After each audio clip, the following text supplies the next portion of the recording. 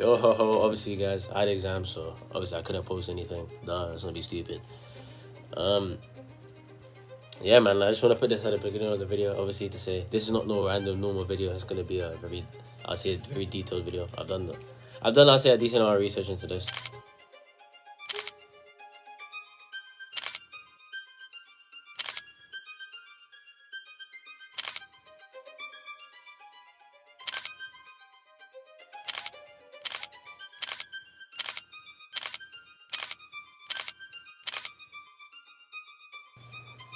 Just putting down everything I think is useful. Obviously, again, I'm not I'm not a professional. At the end of the day, I'm not a professional. I don't know everything, but again, this video is not only like I'm trying to educate you, but it's also like a way for me to like note down and kind of document, my journey. Again, this whole channel is to document my art journey and see how good I can get. Yeah, also in the way along. I'm gonna try to teach you as well.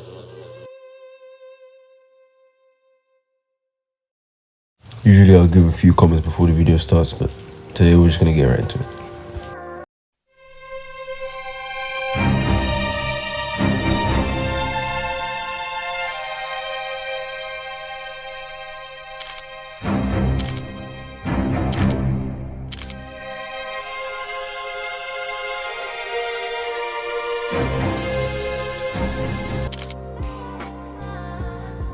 So your first question might be, well, Sky, what is this idea of, or this principle called obliquity, right?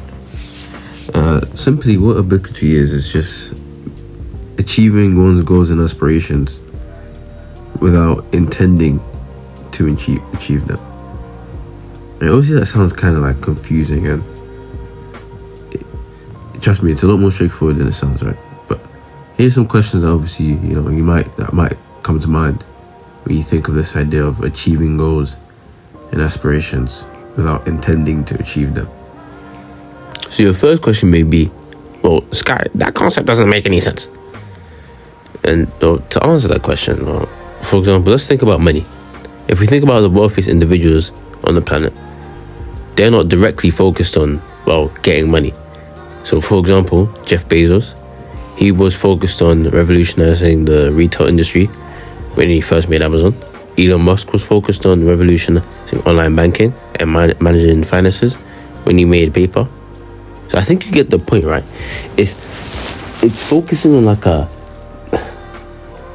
higher purpose, right?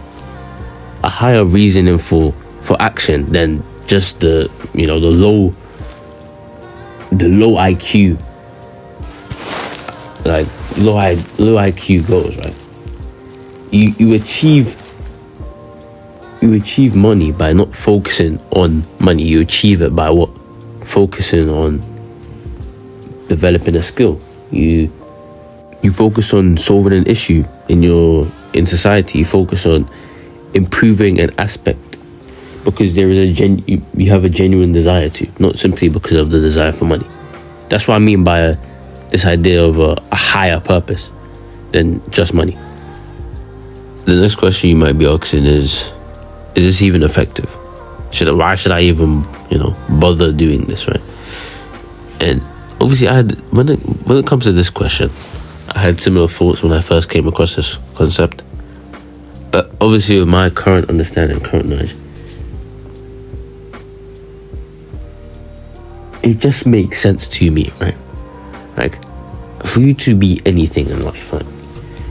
Think about you. It's not just about the action, right? Because at the end of the day, anyone can do the actions. I'll make that very clear to you. Anyone can do any action. It's about developing certain traits, certain characteristics, right? In order to achieve the set goal. So you are achieving the goal, but not because you're trying to necessarily achieve it, but because you are developing the characteristics which are required. And that's something I'm going to explore in another segment of the video. Final question which I've written down is, are there any resources which explore this concept? I personally haven't read any books. I haven't done like a crazy amount of research into the concept. I've done just like bare minimum research. Like I have most of my information from a YouTube video which I watched, and then like I did most of, I wouldn't even say research. I just did some critical thinking about it. So obviously I personally haven't, read anything, but I know, some people like, getting information from other credible sources like books or, just things outside the video. So I'm going to put some recommendations that I got from ChatGPT on screen right now.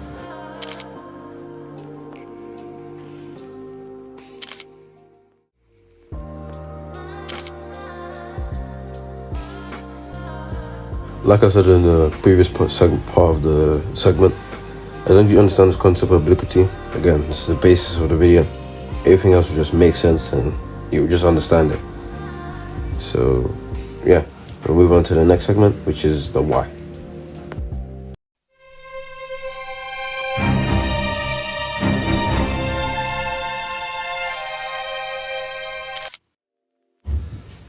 No, the basic summary of this why section is just, you need a reason to draw, bro.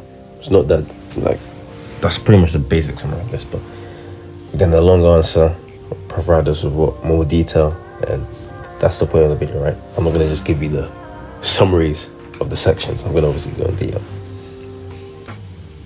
So, the first question may be,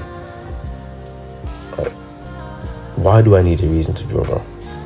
I just want it as a hobby, and when you add this idea of a reason and a purpose, you make it sound deep and annoyingly philosophical, right? Those might not be the question like going through your head, but here's how I like to explain concepts through questions, right? So to answer the first question, right, why do I need a reason to draw, right? When you have a reason to draw, it means you have a clear goal which you're trying to achieve, right? It's also important, like when you're having day-to-day conversations. Like for example, imagine if someone asks you, what do you plan to do with your illustration skills in the future? And you don't have a clear answer. Or you're just going to say, I just want to use it as a hobby. Like to them, obviously, it's like, people are individualistic. So, the person, unless I know they're super close to you, they won't care as much, right? But I feel like when you think of people who have a more clear goal, clear vision, they're people you want to be around. This leads on to the next statement, which I made earlier, which is, I just want it as a hobby though. If that's the case, a video like this wouldn't be beneficial since, again, you're just a hobbyist. However, I would still suggest watching it. You know why? Because if you're an open-minded person, you're willing to take in different perspectives, different arguments, your opinion or your view in illustration and drawing might change, right? You might, obviously, like, I'm not going to guarantee that I can, create results or I can do, anything crazy, right? If you just watch the video. But just being open-minded, right? And just willing to, just listen to everything they have to say and doing your own, critical thinking, your ideologies might change.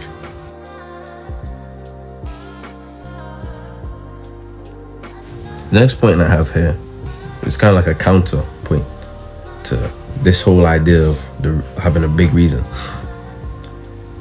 Stop trying to make everything deep and philosophical. When I talk about a reason and a purpose, or / purpose, it's not about being deep or philosophical, right? It's about narrowing your focus for why you illustrate / draw.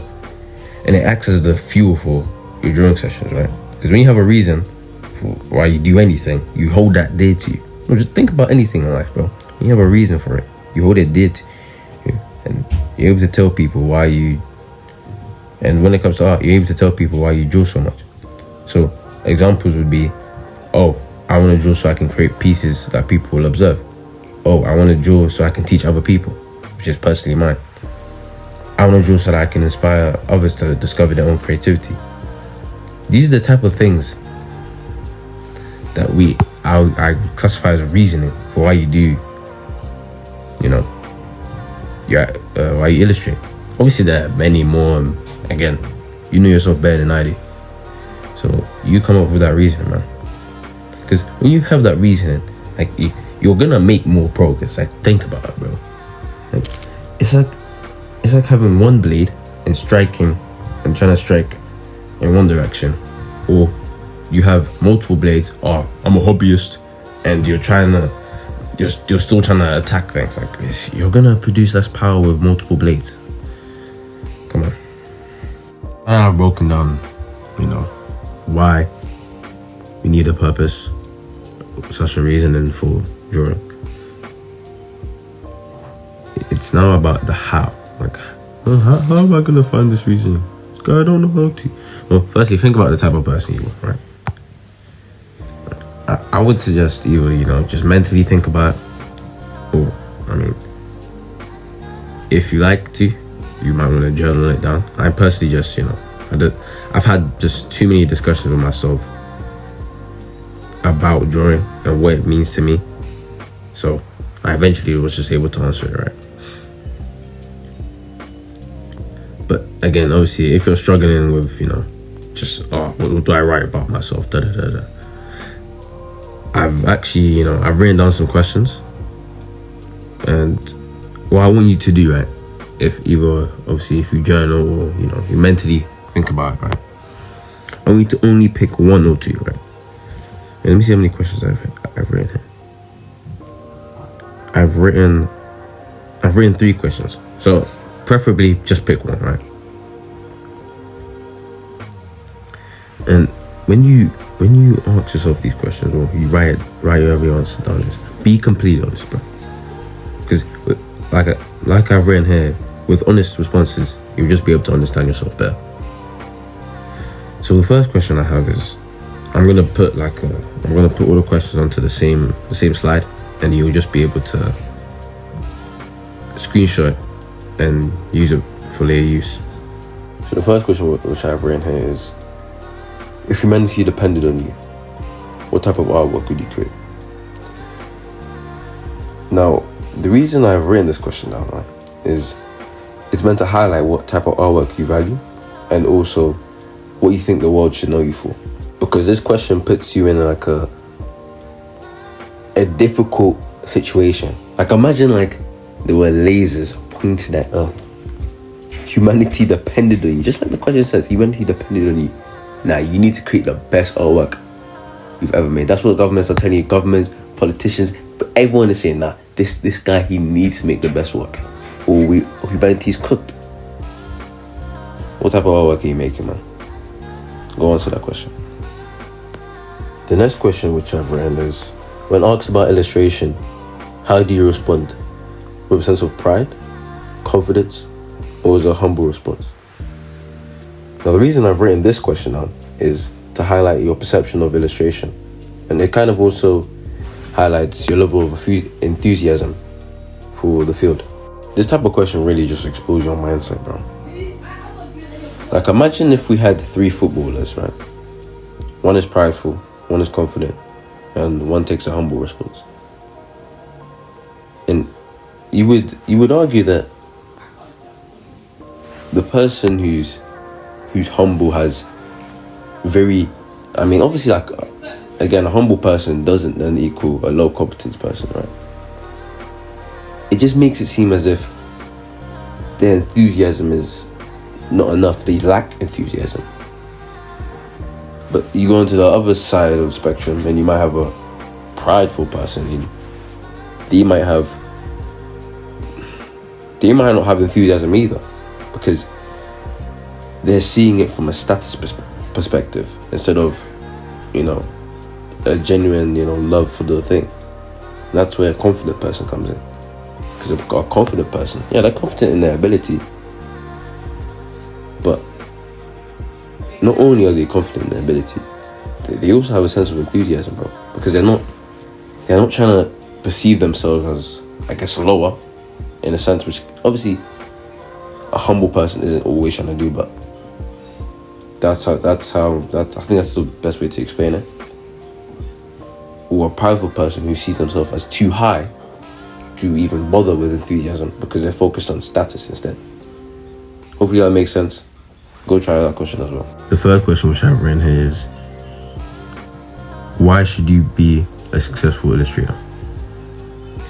And the reason I've written this question down is to highlight whether or not your goals stem from, I don't know, maybe unhealthy emotions, trauma, which I know kind of seems like, oh, Sky, what the hell are you talking about? But I mean, trauma really does fuel most of people's lives. If you don't properly do any, like, I'd say healing, self-discovery, and actually like looking into yourself, you're gonna just have it control you. So yeah, go ahead, try this question out. I think this is definitely 100% a good one to do. 100%. All the other ones are obviously still good, but I personally would recommend this out of the three. Here's a quick side note which I've ran. I've said these are only 3 questions which I've recommended. I would obviously, as I said, suggest doing one, because it would prevent the influence of your ego coming into play. But I've also written here, at the end of the day, you should do your own inner work. Journaling is only just one form of it.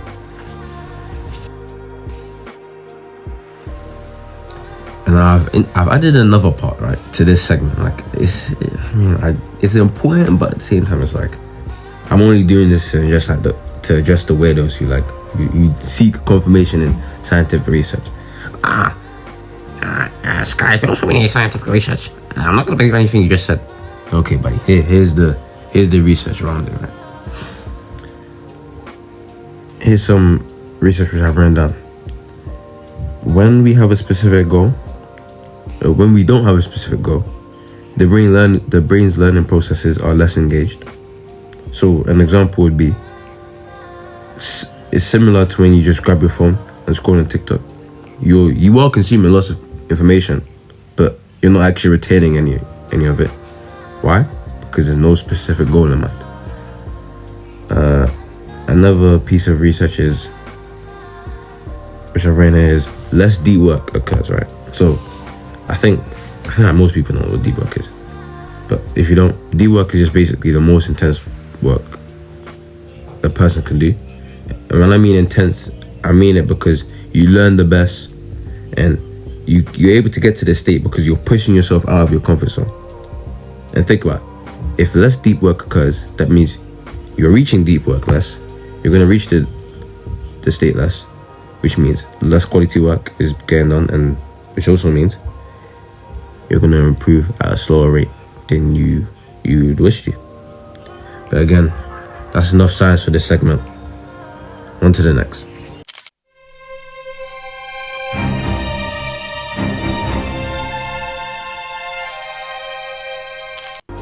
Now, before obviously we get into the information and whatnot, your first question might be, why is this a segment? Destruction and creation? What does that even mean? So, what I want you to imagine, right, is a messy library. It's filled with cobwebs, it's filled with just mess, right? And before you consider, adding decorations or new edition books, what do you want to do first? You want to obviously remove the cobwebs, remove the rubbish, because what's the point of adding new stuff to a place that's dirty, right? So obviously we need to remove the dirt first. And what I've written here, right, is this metaphor is kind of reflective, of our lives, and especially when it comes to art, right? Is we want to add new things. We want to add new things, like new skills, we try to pick up new practices, new exercises to do. But we haven't removed, certain bad habits or just like wrong technique, and that's obviously holding us back from, achieving and succeeding. So when it comes to, things that we need to remove, right, I've categorized it into 2 categories: mental and physical. I mean, obviously we can think of other categories, but I want to make it specifically on art. So I think these are the best 2 which, relate to an art situation, right? So starting with the mental side, right? So that's the thoughts and beliefs, right, which govern our behavior. So if you have negative thoughts about illustration, believing that you won't make the progress that you want, then, well, at the end of the day, you simply won't, right? As a man thinketh, so he is. I'm pretty sure that's a Bible quote. But obviously we don't want to have a negative mindset, you know, we don't want negative thoughts, you know, just roaming around in our head. So the question is, how do you actually develop that positive mindset, that mindset which actually moves you towards action, right? And obviously this is something I'm still developing, I'm still working on that. But for anything to be automatic, you first need to do what? The manual labor, right? So you have to put in the energy and the effort, right? So here's where I wouldn't say I've come up with this idea, but you know, I gained some information from Charlie Morgan, and I'm just kind of retelling it in a way which will benefit you, right? We need to create a new persona. And it's not as difficult as you may think, right? Because if you think about it, we all fantasize, you know, about being, you know, someone or being in a specific scenario with a successful one. That's why we all like edits, bro. Like, we all like watching edits. We all like those flashy, you know, effects where it makes them look cool, and we kind of visualize ourselves in that moment. Now you may be asking, right, why should I even bother, you know, with this, or why should I even bother making a persona and whatnot? And like I said, right, I'm gonna use the words of Charlie Morgan. He explained this idea of, you know, creating an identity, and he said that we don't achieve goals, right, but we achieve specific identities which get the goal. Now here's an example. Think about it. If we ignore the money that comes from a rich person, right, and compare them to a poor person, right? Let's say we ignore money, we ignore the materialistic stuff. They're gonna have vastly different identities. Like, when we think of wealthy people, right, we think of things such as confidence, intelligence, hard work, sacrifice, right? Those are characteristics that we want. However, when we think of like poor, you know, lower class people, we think of, you know, dirty, unapproachable, uneducated, you know, just all these other bad connotations, right? These are traits that we want to avoid. You know, poor people are when you think of a poor person, I think of addiction, I think of struggle about growth, I think of not open-minded, I think of egotistical, right? And my point here is we need to create a persona, right, with the various qualities and traits which would be capable of achieving those goals. Obviously, when we achieve those personas, they're not going to only help us with, you know, the art goal, but it's going to help us with life in general. So there's a benefit to it overall. And now I'm going to get into the steps. The first step is ego. What I've written here is you first need to understand that you, in your current form, do not deserve success in the illustration. Think about it. You don't have the traits, the characteristics which are required, right, from a successful illustrator. And the reason I want you to, you know, ingrain that into your brain, right, is because you need to be able to humble yourself, right?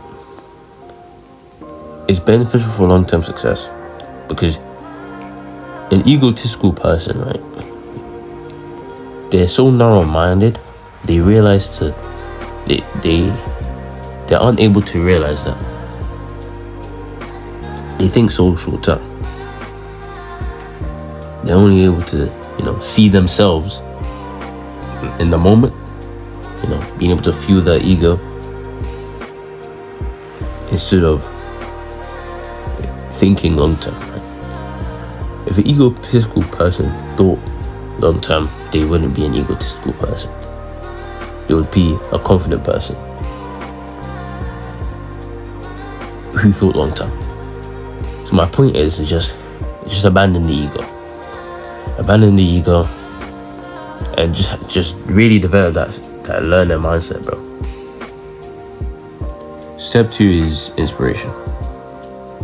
Think of the artists that you admire, either from social media or even better, people in your actual life. Take some time to actually consider what traits / characteristics you think they have developed to be the artists they are today. Like I said, if you get in contact with them, this is better because, again, their word is better than, it's more credible than your assumptions. But I would still argue that the traits, that most artists have developed are, again, gonna still be roughly similar, right? And the reason you wanna find some sort of inspiration, right, is because, again, this leads back to the first point: ego. An egotistical person thinks they know it all. But if that was the case, where would you be? A great illustrator. Now that we have the inspiration, right, and I'm assuming, we've selected the traits from the artist who, again, should be a lot better than you. Now we actually need to create a persona. So pick 2 or 3 traits to focus on. And here's some examples of, traits that are art related. If you have been struggling to, dissect the things you're looking for. Here's some I've read: curiosity, diligence, experimental, open-minded, risk-taking. Those are just some of the traits which I've written down, right? My person, right, I'm working on curiosity and just being a diligent worker. Like I've said, there's obviously tons and tons of characteristics which you can develop. And this whole process is it's similar to developing a character in an RPG game. Obviously, this is an art channel. And, obviously I've said our traits and characteristics are, again, art related. But you should still do this for the rest of your life. If you think about, maybe you're in school, right? So this idea of being a diligent worker will lead into, your actual, school life. I would hope so, right? And so these traits, though yes are art related, they again can span out to the rest of your life. So arguably, I would suggest you create this persona on, your entire life, and not just specifically art, right? Because, obviously I'm here to help you with art, but again, if you're watching my videos, you're part of, my palace, my palace, and I'm you're a soldier here, bro. Obviously, I want you to be the best artist, but obviously, I'm trying to be the best artist myself. That means you have to be the best person. So, just something to think about, man. Just something to think about. The final point I want to make in this, mental section is this entire idea of creating a persona is it's meant to remove a large chunk of your bad habits, that are hindering your progress, so that you can, optimize and tweak your life to that persona. So it's kind of like it's having a solid block, a solid block of, I'll say, clay, and that you're trying to make a sculpture, right? So what do you need to do? You need to remove a lot of the excess. You need to, cut at certain angles, remove certain things. And it's the same thing with, this persona. You're cutting down things, you're removing it, so you can get the final piece, which is becoming a better artist. I now want to move on to the next category, which is physical. When it comes to, the physical aspect, it should be pretty simple. Things that are bad that come from the physical, side of things, or your friends. Your friends might influence you, obviously, either, not in a, because they're trying to be, bad people, right? They genuinely might believe, and they think they might know what's best, but all, you have those friends, those hater friends which just say things for, the sake of laughs and jokes. Your room could even be one, I still struggle with, keeping my room consistently clean. Obviously it's a habit which I'm trying to build, obviously. But maybe it's just a personal thing, but when I have a more organized and, my room's a lot more clean, I feel as if like my mind is a lot more free and just calm, because you know everything is just in place, and all you have is just a task at hand. Another thing, you know, I mean, this one's kind of pretty self-explanatory. Is your physical health. I mean, like I said, pretty self-explanatory. Healthier people are just simply better equipped to learn and practice skills. And well, I mean, to have good physical health, again, that comes in with your diet. You don't want to be putting food in your body which isn't beneficial for you. You should, you know, you should be your own guinea pig, bro. You should just test, you know, which food is, you know, which makes you feel bloated, which food, you know, gives you acne. Like, you should just, but you should. Obviously, this is about art, but I really want to equip you, you know, for life. I really do, bro. Because when you're equipped, you know, for your physical health and your mental health, bro, it's gonna help the rest of your life. And since it's art videos, obviously gonna help you with art, bro. 10 times more, bro. And obviously, you know, I've given a few examples, but like I said, you're your own guinea pig, bro. You know what things in the, you know, physical aspect are hindering your progress. Here's the overall recap for the entire video. Having a clear reason for drawing helps establish goals, enhancing motivation and engagement, even for hobbyists. If you're a hobbyist and you've watched this far, hopefully I've been able to change your mind and inspire you to actually, you know, seek that reason, that purpose for drawing.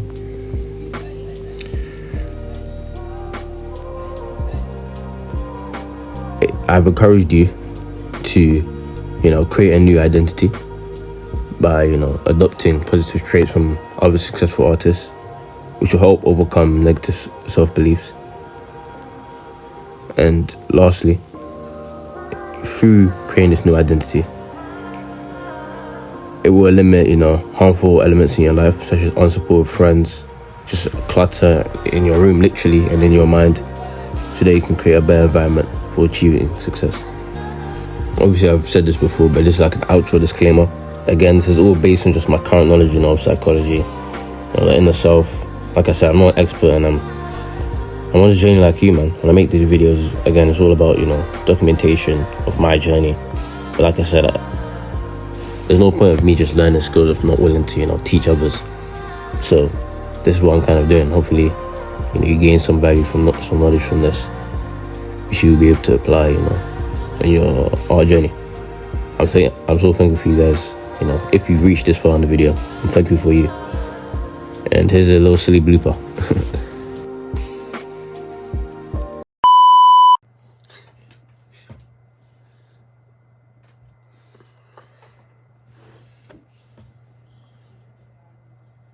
Production.